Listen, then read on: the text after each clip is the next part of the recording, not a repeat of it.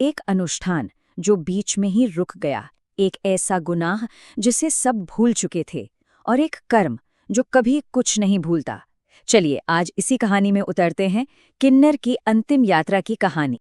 ये पूरी कहानी पता है एक बहुत सीधी सी लेकिन गहरी बात पर टिकी है, और यही बात आगे जो कुछ भी होने वाला है उसकी नींव रखती है। कहते हैं ना, कर्म कभी सवाल नहीं पूछता, वो तो बस इंतजार करता है।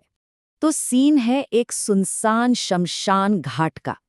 आधी रात का सन्नाटा, और उस सन्नाटे के बीच एक अघोरी साधु एक बहुत ही पावरफुल रिचुअल, एक अनुष्ठान कर रहा है। अब वो पूरे ध्यान से मंत्र पढ़ रहा है, आग में राख डाल रहा है, लेकिन उसे महसूस होता है कि कुछ तो गड़बड़ है। जो पवित्र अग्नि है वो भड़कने की जगह अजीब तरह से फड़फड़ा रही है। ऐसा लग रहा है मानो वो जलने से इनकार कर रही हो। और फिर अचानक एक ही झटके में आग बुझ जाती है पूरी तरह से, और वहां बस एक डरावनी खामोशी रह जाती है। साधु चौंक कर ऊपर देखता है तो उसी चिता की राख से एक औरत का साया, एक आकृति उभरती है, और उसकी आंखें वो सीधे साधु को घूर रही हैं, जैसे उसके आर पार देख रही हों।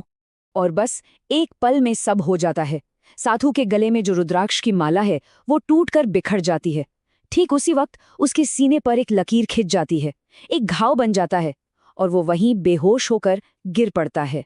खैर, जब साधु की आंख खुलती है तो वो आत्मा वहां नहीं होती, लेकिन अब शकुनों का एक ऐसा सिलसिला शुरू होता है जो रुकने का नाम ही नहीं लेता।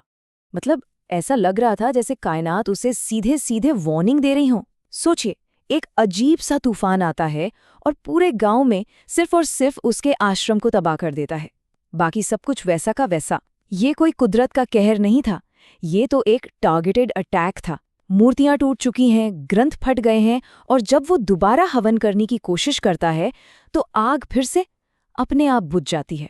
एक रात उसे जंगल से किसी बच्चे के हंसने की आवाज आती है।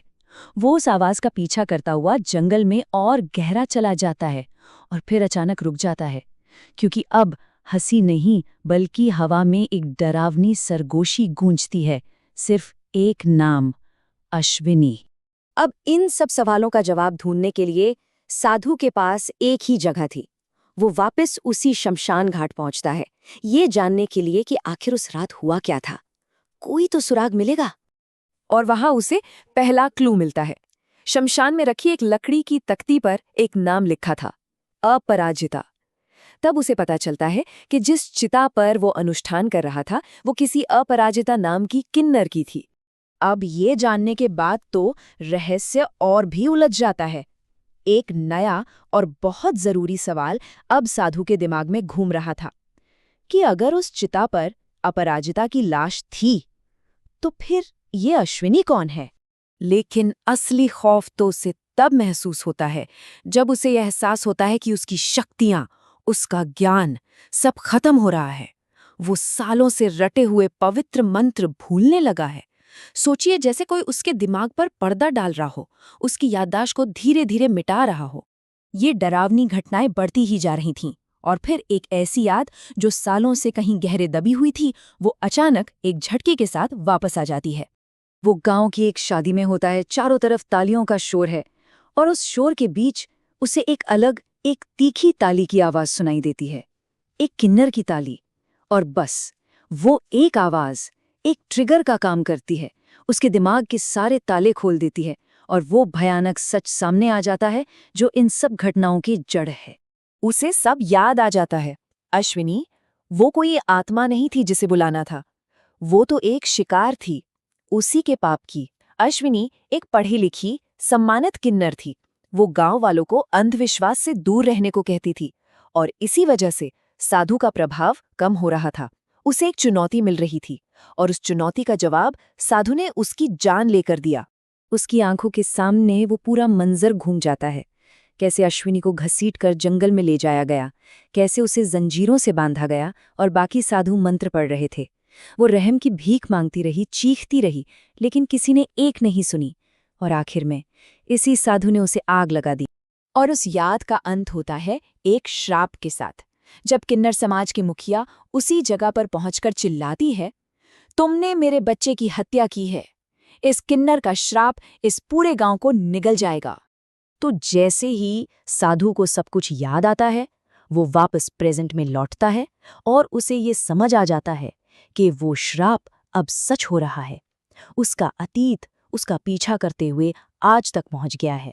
तभी उसी शादी के जश्न के बीच एक जोरदार धमाका होता है और एक ही पल में आग का एक गोला पूरे पंडाल को, पूरे इलाके को अपनी चपेट में ले लेता है।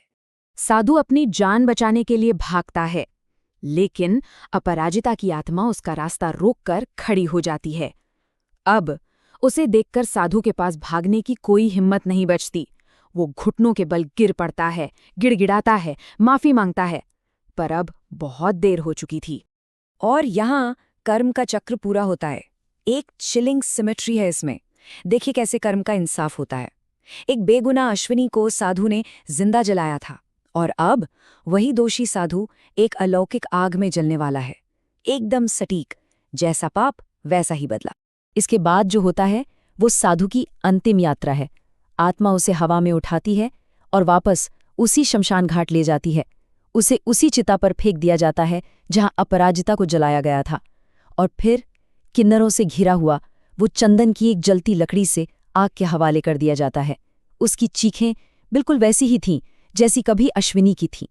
तो ये कहानी हमें एक बहुत ज़रूरी सवाल पर लाकर छोड़ देती है कि जब इस दुनिया का कानून, यहाँ का न्याय किसी को इंसाफ नहीं दे पाता, तो क्या कर्म इंसाफ का तराजू बराबर करने के लिए अपने रास्ते खुद बना लेता है?